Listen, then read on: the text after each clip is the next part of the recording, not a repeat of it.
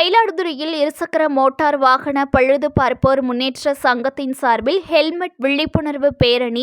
Two wheeler mechanic 200க்கும் மேற்பட்டோர் helmet அணிந்து இருசக்கர வாகனத்தில் பங்கேற்ற விழிப்புணர்வு பேரணியை போக்குவரத்து ஒழுங்கு பிரிவு உதவி ஆய்வாளர் மணவாளன் தொடக்கி வைத்து பேரணியில் பங்கேற்றார். மயிலாடுதுறையில் மயிலை இருசக்கர மோட்டார் வாகன பழுது பார்ப்போர் முன்னேற்ற சங்கத்தின் சார்பில் ஹெல்மெட் அணிவதன் அவசியம் குறித்து பொதுமக்களுக்கு விளக்கும் வகையில் இருசக்கர வாகன பேரணி நடைபெற்றது.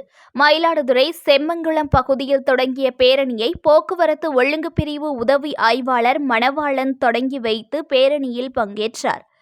இதில் மயிலாடுதுறை மற்றும் சுற்றுவட்டார பகுதிகளில் இருசக்கர வாகன பழுது நீக்கும் பணியில் ஈடுபட்டுள்ள 200க்கும் மேற்பட்டோர் ஹெல்மெட் அணிந்து இருசக்கர வாகன விழிப்புணர்வு பேரணியில் பங்கேற்றனர். செம்மங்குளத்தில் புறப்பட்ட பேரணி காந்திஜி சாலை, மணிக்குண்டு, பட்டமங்கல தெரு, ஸ்டேட் பேங்க் சாலை, அரசு மருத்துவமனை சாலை, கச்சேரி சாலை வழியாக சென்று கேணிக்கரை பகுதியில் நிறைவடைந்தது.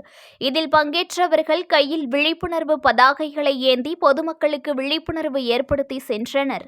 நியூஸ் ஒன் தமிழை லைக் பண்ணுங்க, கமெண்ட் பண்ணுங்க, ஷேர் பண்ணுங்க, மறக்காம சப்ஸ்கிரைப் பண்ணுங்க.